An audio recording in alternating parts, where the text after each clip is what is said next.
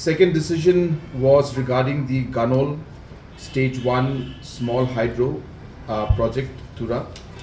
As you're aware that this project has been completed, but we have been given uh, by the MECL an additional amount of about 30 crores that is required to be sanctioned to clear all the pending dues of different stakeholders, and the different reasons as to why this was required was presented to the cabinet today.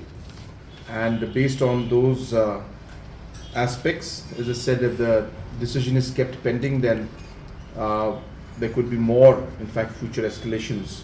So to avoid any kind of further change or any kind of further escalation, today the government approved a sanction of an additional 30 crores to finally clear all the dues of the different contractors that is pending.